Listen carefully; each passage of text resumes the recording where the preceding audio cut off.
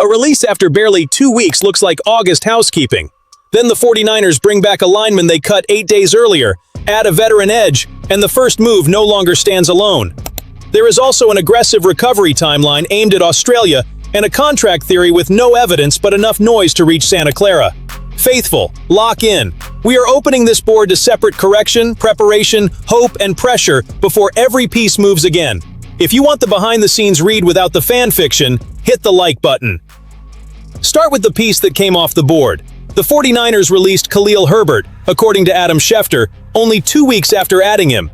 He had 6 carries for 18 yards in the 19-13 preseason opening loss to Tennessee. That line condemns nobody. The speed of the decision matters. San Francisco did not wait for another game or keep a recognizable name simply to make the depth chart look deeper.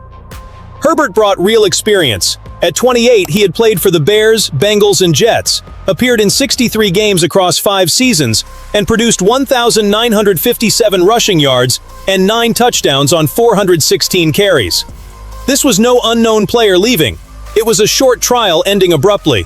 When a team makes that call in August, there is usually an internal read outsiders are still piecing together. The first possibility is encouraging. The medical staff and coaches may see Christian McCaffrey or Kalen Black getting closer to a return. If either is progressing, Herbert's reps become more valuable in the hands of players with a better chance of making the final group.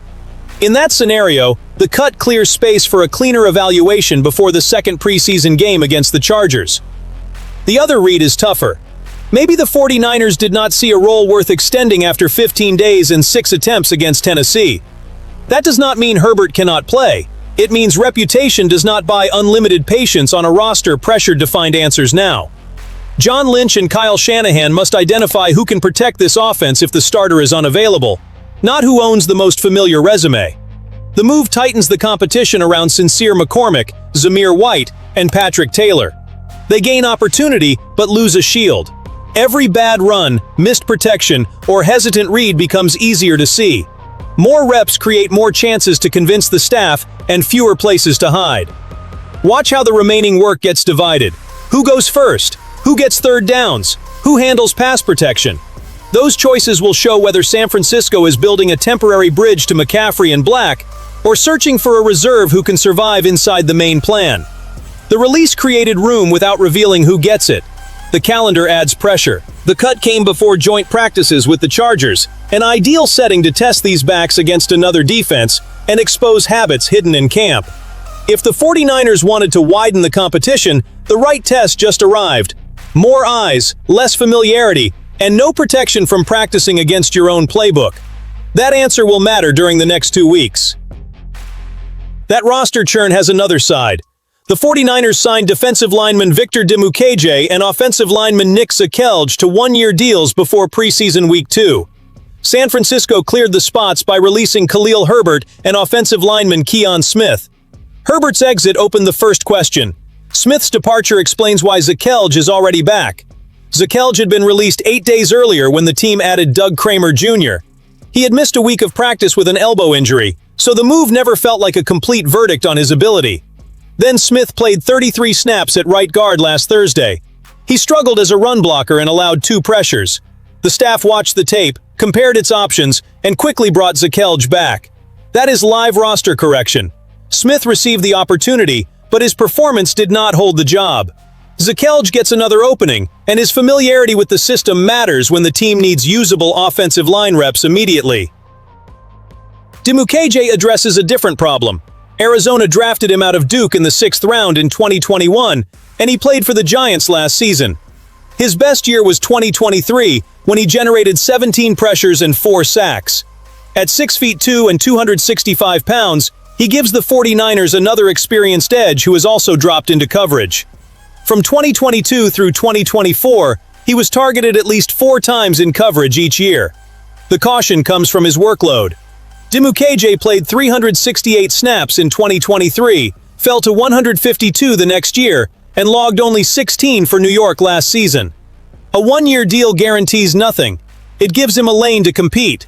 San Francisco used only 5 edge rushers in the preseason opener.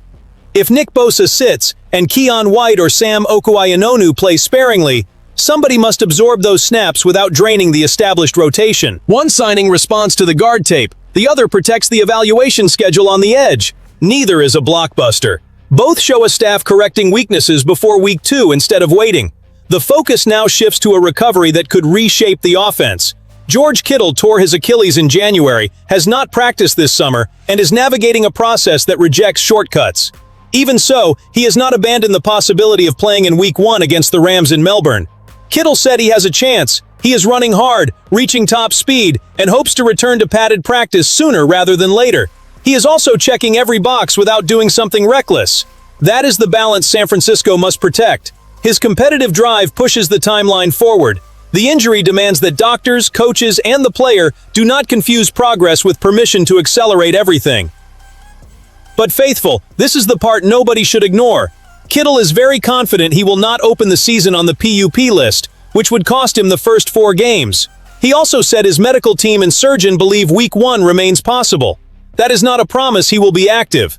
It means the people tracking his recovery have not crossed off the opener. Australia complicates the call. The 49ers must evaluate Kittle before a long flight, a major time zone change, and a different routine. Taking him across the world only to learn he cannot handle the workload would be a bad gamble. Leaving him home too early, if testing says he is safe, would remove Brock Purdy's most dangerous tight end against a division rival. Kittle understands the dilemma. He wants every game, but he acknowledged that this is an 18-week season, and missing the opener to return in week 2 might be the right price. At nearly 33 and after other injuries, that is not weak ambition. It is smart calendar management.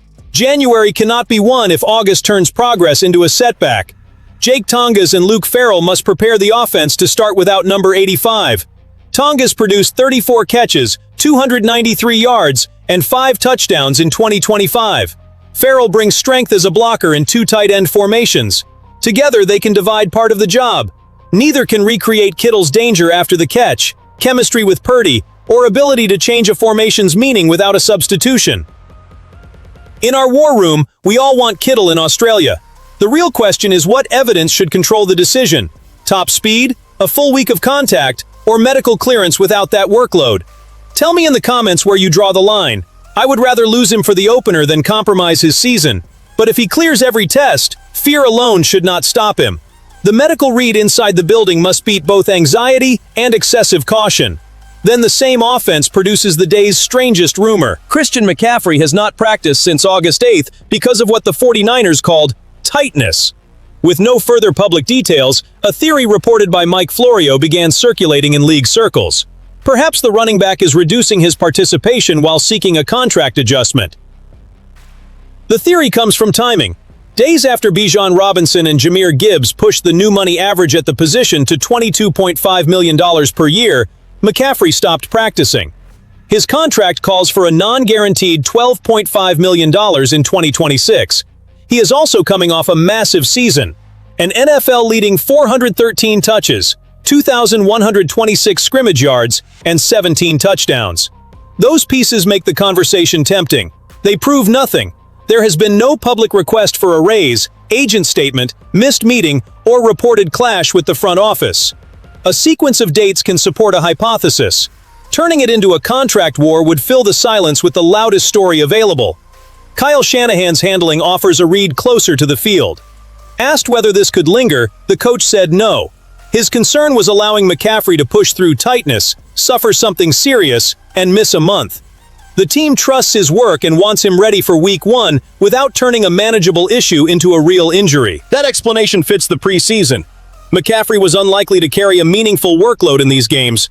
A few August series do not justify the risk for the centerpiece of the offense after 413 touches. Holding him back could simply be workload management. Still, the 49ers cannot use confidence to justify another unsustainable workload. Whatever caused this pause, Shanahan needs ways to win without asking McCaffrey to carry the system alone. That pulls Herbert's release and the battle among McCormick, White, Taylor, and Black back into the conversation. This entire backfield is connected.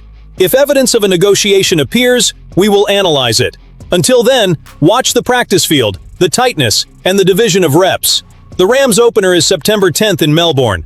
That is the football deadline that matters. The front office could discuss money while managing a physical issue. Both could coexist, but a calendar theory cannot establish that they do. This rumor tests our discipline as fans. Defending McCaffrey does not mean ignoring contract questions. It means demanding evidence before accusing a player who just delivered extraordinary production of using his health as leverage. Santa Clara already has enough decisions happening behind closed doors. We do not need to manufacture another one. 4 developments leave one picture. The 49ers are correcting the roster while protecting the stars who define it. Herbert is gone, Zakelj is back, Dimukeje gives the edge room another option, Kittle is chasing Australia, and McCaffrey faces a theory still living on coincidence. Urgency demands judgment, not panic. Faithful, let me know where you stand. Which development changes your outlook most? The backfield cut, the 2 signings, Kittle racing the calendar, or the silence around McCaffrey? Rank them in the comments, hit the like button, and subscribe to 49ers Express. Serious backroom reporting connects clues. It never promotes noise into truth.